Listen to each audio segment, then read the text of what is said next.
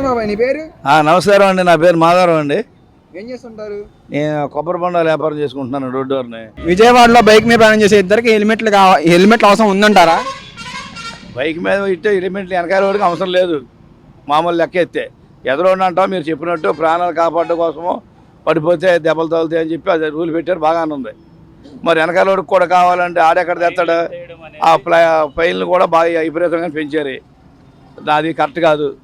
అది ఇంతవరకు వాళ్ళే మంచోళ్ళు కాదనుకుంటే వాళ్ళకన్నా చెడ్డగా చేస్తున్నారు. మీరు ఇలా చేస్తే మీరు కూడా ఎనాలో ఉండరని చెప్పి నేను అనుకుంటున్నా. ఈ ట్రాఫిక్ పోలీసులు కూడా ఎక్కడ పడితే ఆడ ఆపేయటం, పీటర్ రోడ్లో వెనక ఆ పక్క ఈ పక్క ఆటోలు పెట్టేయటం, బస్సులు ఎట్టేయటం, కార్లు ఎట్టేయటం, ఇలాగాడేమో ఇల్లు ఎక్కడ ఉంటుంది కార్లు పెట్టేయటం, అవి ఏం పట్టించుకోవట్లే.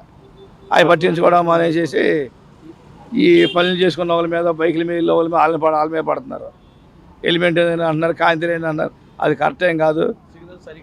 మీరు కూడా గమ్మున పోతారు ఇలాగైతే, సరిగ్గా చేయకపోతే అని నేను అనుకుంటున్నా. ఇప్పుడు ఎక్కడెక్కడ అక్రమం పెరిగిపోతున్నాయి, వాటిని కూడా క్రమబద్ధీకరించాల్సిన అవసరం ఉంది. వాటి మీద విడిచిపెట్టలేదు పోలీసులు, వాటి మీద పెట్టట్లేదు, దృష్టి పెట్టట్లేదు. మధ్య తరగతుల మీద పడుతున్నారు. ఆ మధ్య తరగతులు అంటే ఎవరో సాయంత్రం కూలి పని చేసుకుని పడుతున్నారు. ఆ కూలి పని చేసి బతకాలంటే ఆడు వెళ్ళాలంటే ఆడికి హెల్మెట్ ఉండదు. ఇప్పుడు ఎవరి బండి వేసుకొని ఏదో పని మీద వెళ్తాం, ఆడికి లైసెన్స్ ఎక్కడ వస్తుంది? కాగితాలు ఎక్కడ ఉంటాయి? నీకు లైసెన్స్ చేసి కాగితాలు అంటే ఆ బండి కాగితాలు లైసెన్స్ ఆడి దగ్గర ఎక్కడ తెస్తాడు వీడు? ఏమండి, అంతే కదా. ఇప్పుడు నాకు పని ఉంది, బాబా దగ్గరికి వెళ్ళొస్తా అంటే ఆవిడతో బండి ఎత్తాడు. నీకు లైసెన్స్ చేసిరా, నీకు హెల్మెట్ నీకు కాగితాలు ఏంటంటే ఎక్కడ తెస్తాడు? తేడు కదా. అయితే ఆడు బండి వదిలిపెట్టి వచ్చేయాలి, లేదంటే అది అక్కడ ఆ డబ్బులకి చెల్లించని రావాలి. అది కరెక్ట్ కాదు. అదే ఈ పెనాల్టీ, ఇంత పెనాల్టీ అంటే కరెక్ట్ కాదు.